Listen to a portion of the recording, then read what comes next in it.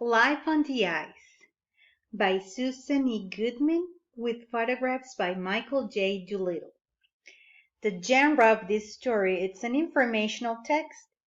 Remember to look for photographs and captions, important details that support big ideas about the topic. Let's get started. The top and the bottom of our planet are covered with ice. The top, the Arctic, is home to the North Pole. It can be so cold that a cup of hot water thrown in the air will explode into a cloud of ice particles. The South Pole is the bottom of our planet on the continent of Antarctica.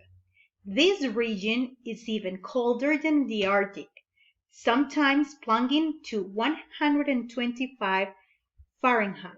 In winter, parts of the ocean surrounding Antarctica freeze over, doubling its size. Antarctica is the coldest, driest, windiest place on Earth.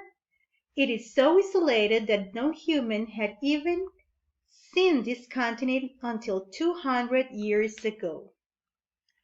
Places this cold, this extreme, are hard to imagine. In fall, the sun sets and doesn't rise again for the entire winter. Months later, it shines 24 hours a day, all summer long. Even though they are covered by ice, these regions are deserts, dry like the Sahara. Very little snow falls in either place, but when it does, it rarely melts. Over time, the snow becomes ice. In some places, almost 3 miles, 5 kilometers thick. This ice is slowly moving, inching from the middle of the Arctic and Antarctica to their coasts. By the time pieces break off into the ocean and become icebergs, the ice is 100,000 years old. People fly thousands of miles to reach the poles, and when the winds kick up and blow the snow around, it's hard to know where the sky ends and the land begins. Pilots say that it's like flying inside a ping-pong ball. Many of the instruments normally used to guide planes won't work there. In fact, navigators flying to the poles are the only ones left in the U.S. Air Force who still help map their route with the stars. This is some of the hardest flying there is. Planes do not land in these wintry worlds by rolling down concrete runways. They use skis instead, and they slide like giant sleds until they stop.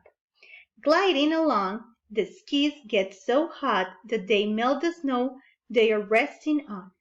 Pilots must pull them up when the planes stop. Otherwise, the wet snow will refreeze on the skis and the planes will be stuck to the ground. It sounds like an adventure story, doesn't it? It is an adventure story, one with science.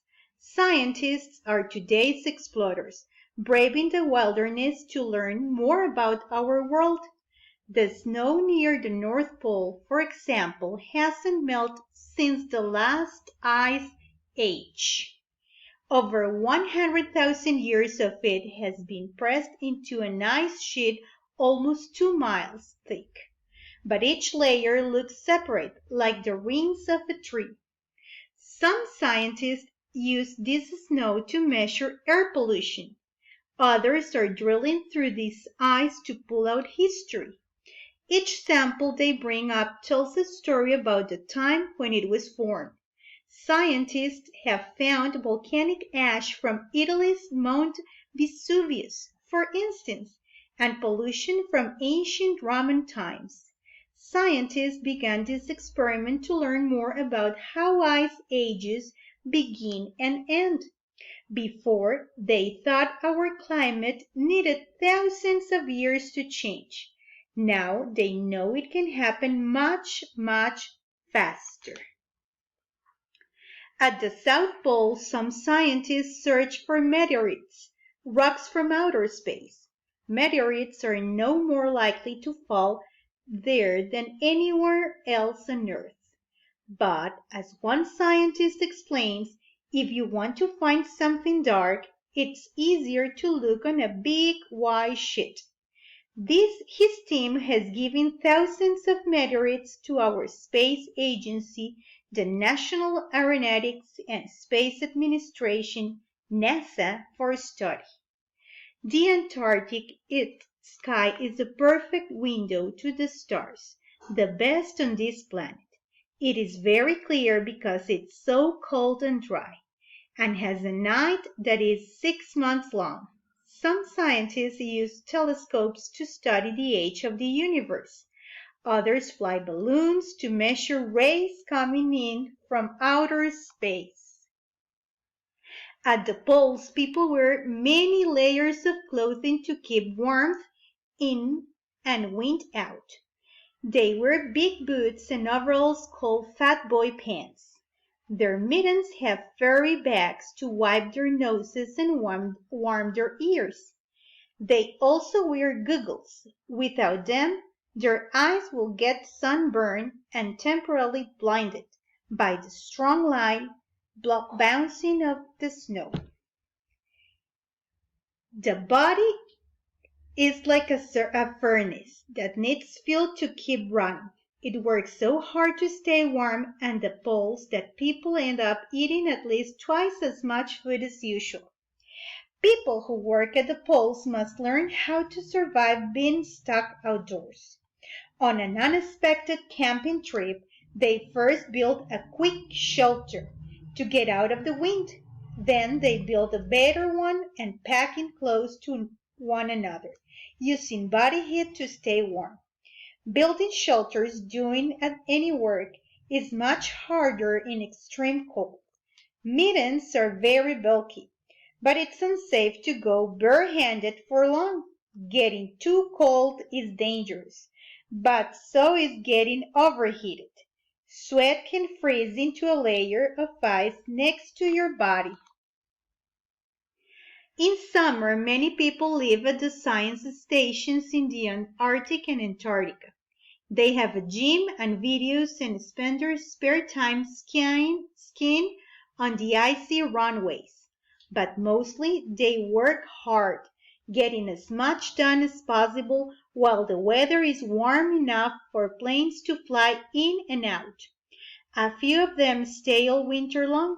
Scientists say that summer's constant daylight tricks your body into wanting to keep going without rest. But in winter's endless darkness, you feel tired much of the time.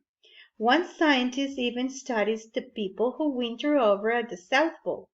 He wants to know what kind of person works well in such a small, isolated group. Someday, his findings may pick the people to live in a colony on Mars.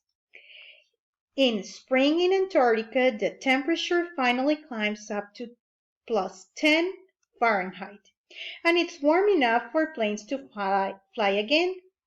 The scientists are eager to get on board and return to the colors and smells of the green world. Once they buckle up, there is one less frosty problem to solve. The airplane must go 100 miles per hour to take off. Not easy task when sliding over ice. Sometimes pilots must travel 2 miles to reach that speed, and sometimes they need extra help. Then they turn to the 8 rockets attached to their plane.